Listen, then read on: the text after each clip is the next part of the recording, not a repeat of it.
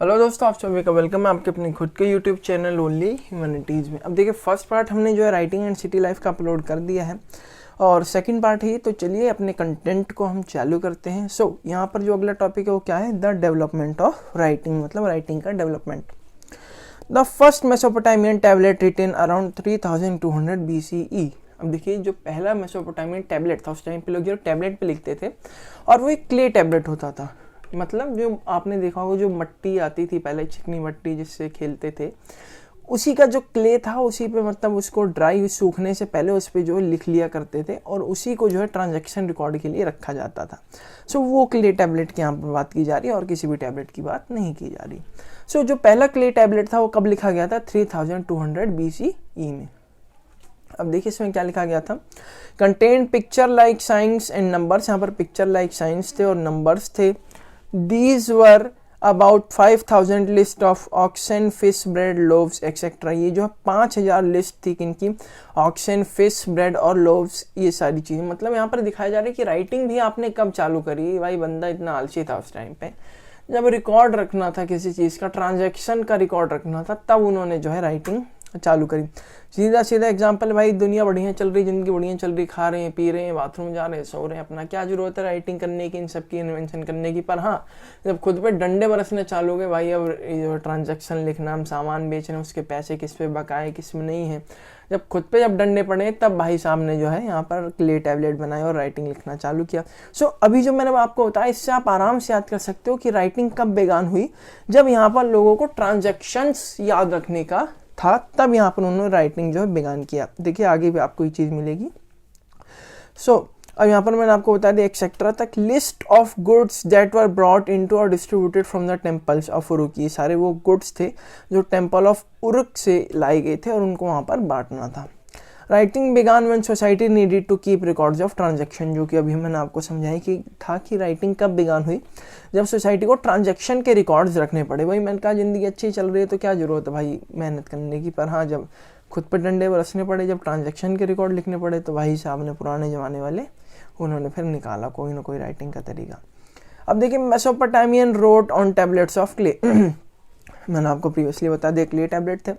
A scribe would wet clay and pat it into a size he would hold comfortably in one hand। अब देखिए clay tablet है कैसे आपका, यहाँ पर तो जगह, मान लीजिए कि ये आपका क्ले टैबलेट हो गया, तो आप जब इसको पकड़ोगे तो आपका एक अंगूठा यहाँ पर आएगा और आपकी 4 उंगलियाँ जो हैं वो यहाँ पर आएंगी, ऐसे आप करके इसको पकड़ोगे। तो जो क्ले टैबलेट में कैसे लिखा जाता था, मान लीजिए ये जो है आपका एक टैबलेट बना दिया और इसको आपने ऐसे पकड़ा है, ऐसे पकड़ने के बाद आपने इधर लिख दिया, और मान लीजिए अगर ज़्यादा ट्रांजैक्शन लिखना है तो आपने उसके पीछे वाले साइड पे लिख दिया। पर आपको पकड़ना कैसे है, जैसे कि एक क्ले टैबलेट है तो आपका एक अंगूठा इधर लगेगा और 4 उंगली इधर लगेगी। जो आपका ये वाला पोर्शन, इसको बहुत ही अच्छे तरीके से यहाँ पर वेट कर दिया जाता था। और ये वहाँ पर ये था कि आपको ये जब तक ड्राई होने से पहले ही यहाँ पर लिख देना था। अगर एक बार वो ड्राई हो गया तो दोबारा आप उस पर कुछ नहीं लिख सकते थे। ऐसे जो उनको होल्ड कंफर्टेबली करने के लिए ऐसे बनाते थे ताकि वो ऐसे पकड़ सके और इधर क्ले टैबलेट पे वो लिखा रहे। He would carefully smoothen its surface. वो जो उसके सरफेस को केयरफुली स्मूथ करते थे ताकि उस पर आराम से लिखा हुआ आ जाए। Once the surface dried, signs could not be press on to a tablet. वही मैंने बताया कि जब सरफेस वो ड्राई हो गया आपका, तो फिर साइंस उस पर जो है प्रेस नहीं हो पाते थे। साफ सी बात है, आपने मिट्टी ली, भिगा दिया, उसको आप रख करके देखो, जब वो सूख जाएगा आप उस पर कुछ भी लिखोगे वो नहीं चलेगा। पेन से लिखोगे तो चल जाएगा, पर उस टाइम पेन नहीं था, उस टाइम कुछ ऐसे पतली सी लकड़ी होगी, उससे उसमें घुसा करके लिख रहे हैं, तो जब वेट है तभी वो हो रहा है। Signs could not be pressed, मैंने आपको बता दिया। Each transaction however minor required a separate written tablet. कोई भी अगर छोटा सा भी ट्रांजेक्शन है, मान लीजिए मैंने एक टाइम पे एक ट्रांजेक्शन कर दिया, अब मुझे याद आया अरे मैंने तो एक सामान और लिया है, पर जब मुझे याद आया तब ये वाला जो टैबलेट है वो ड्राई हो चुका है, ये सूख चुका है, मैं इसमें लिख नहीं सकता। अगर कोई ट्रांजेक्शन माइनर भी है तो उसके लिए भी नया टैबलेट वो बनाना पड़ता था, नए टैबलेट को जो है कंस्ट्रक्ट करना पड़ता था। अब देखिए आपका नेक्स्ट है the usages of writing. Enmerkar is associated with the organisation of the first trade of Sumer. मतलब जो सुमेर का फर्स्ट ट्रेड था, जो फर्स्ट ट्रेड ऑर्गेनाइजेशन था, उससे एसोसिएटेड कौन था, किंग एनमार्कर, जो राजा था Enmerkar. In the early days the epic says, जो अर्ली डेज की स्टोरीज थी वो क्या कहती थी, trade was not known Enmerkar wanted lapis lazuli and precious metals. Enmerkar जो किंग था उसको क्या चाहिए था, lapis lazuli and precious metals, उसी कैटेगरी में लपीस लजूली भी आता है।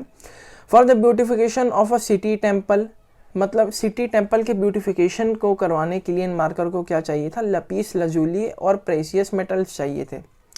अब देखिए फिर उसने जो अपने मैसेंजर्स को भेजा, out to get to them from the chief of very distant land called अराटा।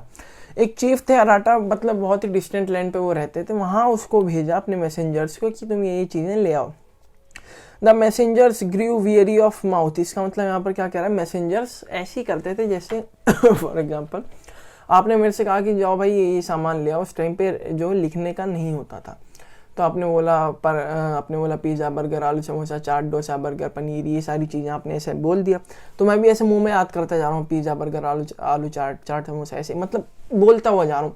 पर एक ना एक टाइम तो ऐसा आएगा जब मैं 2 चीज़ें 3 चीज़ें भूल जाऊँगा। तो यहाँ पर वही बताया जा रहा है कि यहाँ पर वो अपने माउथ से जो है वो इन सारी चीज़ों को बोलते हुए जा रहे थे। ग्रीव वियरी ऑफ माउथ, की बोलो मुँह जवानी, जैसे मुँह जवानी कहते हैं, मुँह जवानी से वो याद करके गए थे। He got all the messages mixed up, वो जो उनके सारे मैसेज थे वो मिक्स हो गए। सो यहाँ पे आपकी बुक में भी आपने अगर आप रीड करोगे उसको तो उसमें डिटेल में दे रखा है कि वो चलते गए कहाँ से पहाड़ों पे जाना पड़ा, रात दिन चलते थे, दिन रात चलते थे, चलते ही जाते थे, तो वो इन सारी चीज़ों को भूल गए। देन उसके बाद क्या होता है, Enmerkar formed a clay tablet in his hand and he wrote the words down. Then Enmerkar ने जो है क्ले टैबलेट बनाया और उसने उन सारे वर्ड्स को वहाँ पर लिखा, ऐसा स्टोरी कहती है।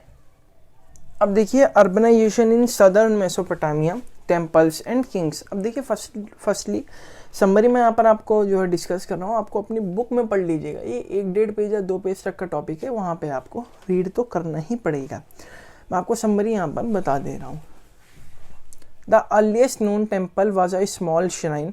जो अर्लीस्ट नोन टेम्पल था, जो सबसे पहले का था, वो क्या था, उसका नाम क्या था, स्मॉल श्राइन। अब देखिए सीबीएसई ने इंट्रोड्यूस किया है 20 मार्क्स वाला question.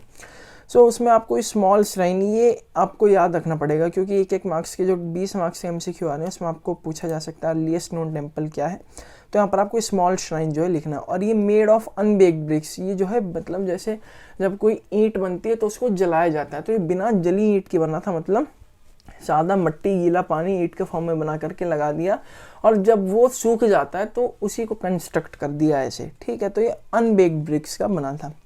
Temples were the residence of various gods, जो टेम्पल्स थे ये वेरियस गॉड्स के रेजिडेंस थे, ऐसा मानना था। ऑफ द लव एंड वार के गॉड थे, उसमें इनाना गॉडेस थे, लव एंड वार के। मून गॉड ऑफ उर थे, मतलब बहुत सारे गॉड थे और उनके जो है सिचुएशनिक बेस्ड नेम्स भी थे। The temple gradually developed its activities and became the main urban institution। जो टेम्पल था उसकी एक्टिविटीज़ वो खुद डेवलप करता गया और जो मेन इंस्टीट्यूशन वो बन गया, main urban institution. Uruk due to the enormous extent of 250 hectares twice as large as Mohenjodaro. अब जो उरुक था वो मतलब मोहनजोदारो जो सिविलाइजेशन था इसके दुगना था, 250 hectares, twice as large as Mohenjodaro. would be in later centuries those who were put to work were paid ration। अब देखिए जो भी लोग वहाँ पर काम करने के लिए जो भी मजदूर थे उनको क्या दिया जाता था, पैसा नहीं दिया जाता था, उनको राशन दिया जाता था। सो यहाँ पर अभी हम खत्म करते हैं अपना सेकंड पार्ट। थर्ड पार्ट भी नेक्स्ट हम बहुत जल्दी लाने का प्रयास करेंगे। हमारे इस वीडियो को करें लाइक एंड शेयर, चैनल को करें सब्सक्राइब। धन्यवाद।